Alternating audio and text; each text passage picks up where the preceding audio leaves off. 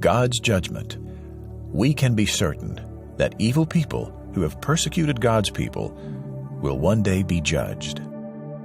Here's Gene. Now, this principle actually relates to God's sovereignty. It relates to God's sovereign plan for the children of Israel. And note how this plan is unfolding right here in this incredible story.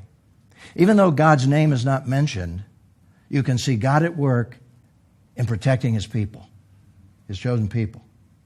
So let me take you to chapter 6, verse 1.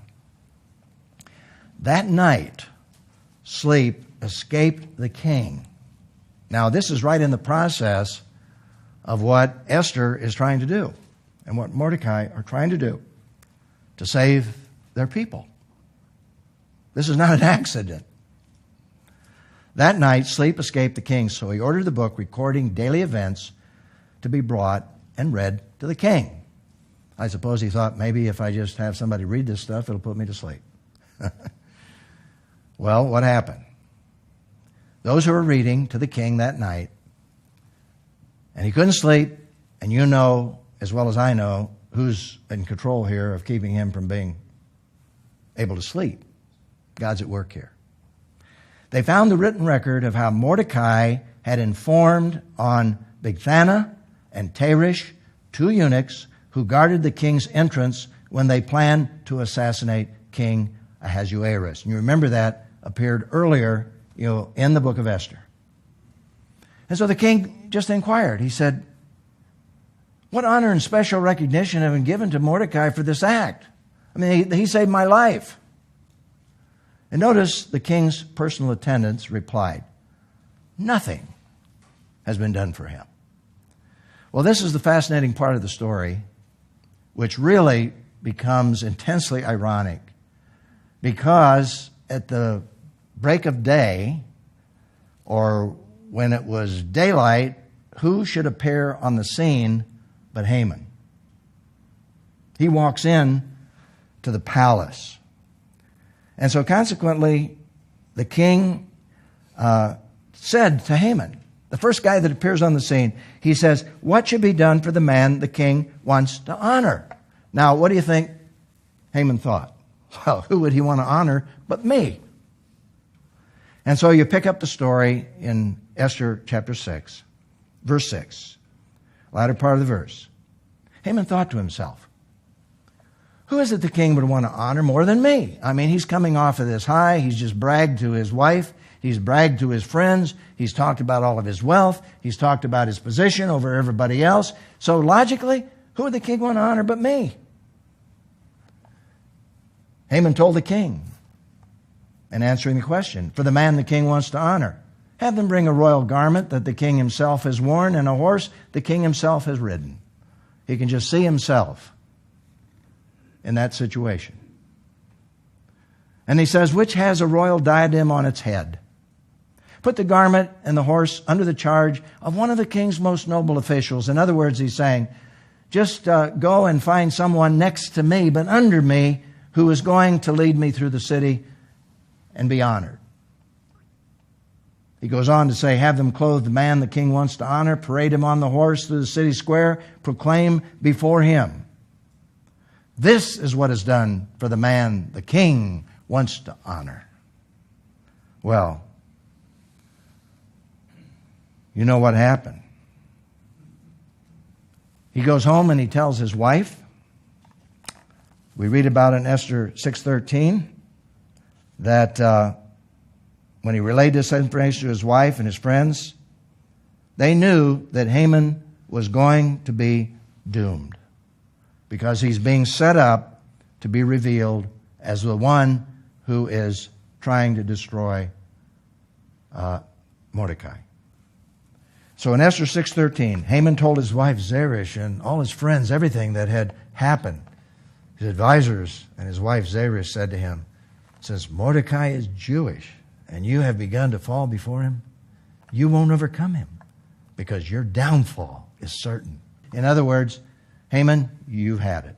Because what happened is that Haman then had to be the one that led Mordecai through the city and honoring him.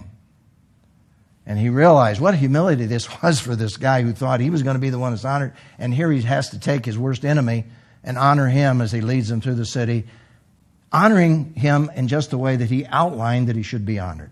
And the king said, so be it. Mordecai is the guy I want to honor. And so he goes home and he says, whoa, here's what happened. And they said, Haman, it's all over. How would you like your wife to say that to you? I wonder what the dynamics were when she said that. You've had it. You'll never survive this. You're done. And that's what happened. Esther 7:10, they hanged Haman on the gallows he had prepared for Mordecai. And then the king's anger subsided. And by the way, there's another interesting little twist to this whole story, because when Esther had that banquet, you see, and said to the king, this is what he has done. This is what Haman has done. The king is so angry that he goes out on his porch just to control himself. And while he's out there, Haman falls on the couch where Esther is reclining, and the king walks back in, and he thinks that Haman is trying to rape her. Where he's pleading for mercy, and he's accused of raping, and that's where they came in with a hood, immediately took him out, hung him on the gallows that he had built for Mordecai. You talk about irony. And that's what happened in this story. Now, there's a very important lesson, I think, for all of us in terms of what ultimately happened to those who persecute God's people. In the Scriptures, here's what we read. It goes back to the Abrahamic covenant, when God chose Abraham out of paganism. And he said to Abraham, I'm going to make you into a great nation. And that great nation was the children of Israel. Because from Abraham came Isaac, then came Jacob, then came the 12 sons of Israel. From that came the nation of Israel. And God said, I'm going to make you into a great nation. I will bless you. I will make your name great, and you will be a blessing. I will bless those who bless you. You can't miss who he's talking about here. I will bless those who bless you. I will curse those who treat you with contempt. And in this case, Haman really paid the ultimate price for what he was trying to do to Israel, to wipe them off the face of the earth. What an incredible fulfillment that is in relationship to what God said would happen. Now, we have to understand, God didn't choose the children of Israel because he was being particularistic and showing favoritism. He chose them because, if you finish this verse, he said, Abraham, through you, the whole world is going to be blessed, because the Messiah is going to come through your seed. This is why God chose Israel, to be a blessing to the whole world, because of the Messiah. Now, this leads to an interesting question. Though we're not to take the law into our own hands, what should be our civic responsibilities as Christians and as citizens? Now, there's a very significant passage of Scripture that Paul wrote to the Romans, chapter 13, verse 4. And notice what Paul said. Now, this is in the midst of the Roman government. This was written when Nero was in charge. This was written when Christians were being persecuted. And he says, for government is God's servant for your good. That's why God has established governments. Because if God hadn't established governments all over the world, we'd be in chaos. Absolute. If we have chaos now, think of what it would be without governments. Now, when he says God's servant, he's not talking about servanthood in the same way as Jesus illustrated it there when he washed the disciples' feet and said, you're to serve one another. He's talking about the fact that government is to serve people. And Paul goes on to say, but if you do wrong, be afraid, because it does not carry the sword for no reason. In other words, God established governments to keep control, and if you violate government rules, regulations, other human beings, you're going to pay the price for what you've done. And he goes on to say, for government is God's servant, an avenger that brings wrath on the one who does wrong. In other words, if you want to live at peace, do everything you possibly can not to violate the government controls, even in a pagan situation. And the Roman government did protect people, even though it was very corrupt. They had very high laws in terms of protecting people, but it was ironic. You get into it, it had all kinds of inconsistencies as well. So basically, Paul is saying you've got to respect this government because it's a servant of God. He wasn't condoning what they were doing in every respect. Now, this leads to a question that I personally wrestle with, and I think we all need to wrestle with it, and that is, what happens when a government ceases being God's servant? What is our responsibility? And we've seen this happen. We see this happening today in countries that are doing things to other people that are absolutely criminal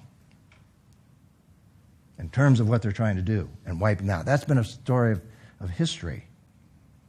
Well, one of the things that God has established, I think, through certain countries in the world where they have at least an ethic of honesty and integrity and concern for people, is that we step in and we stop it. And we say, as governments, other governments, we're not going to let this government destroy people, literally, and wipe them out. And I believe that's part of God's plan too, serving as God's servant. But that doesn't always work either. And the thing that I think about when I think about this is a man that I've admired greatly, who's with Jesus, and his name is Dietrich Bonhoeffer. And Dietrich Bonhoeffer was a great Christian theologian in Germany. He was a great pastor. He had great passion for people. And he was a conscientious objector in the sense he was so compassionate that he didn't even want to bear arms within the German army. He said, my conscience won't let me do that. But then he began to see what was happening in Nazi Germany. He began to see Jews, whole families, children, literally being lined up, shot, killed, destroyed. And boy, did he wrestle with this passage of Scripture in the book of Romans that we just looked at. They have ceased to be God's servant, and what is my responsibility as a Christian pastor, an influential person in this country? And the irony is that he made the decision to become a double agent. And becoming a double agent, that certainly involves deceit.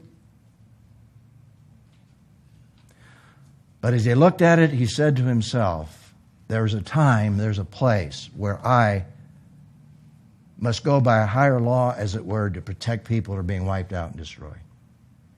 A lot of people wrestle with what Bonhoeffer did.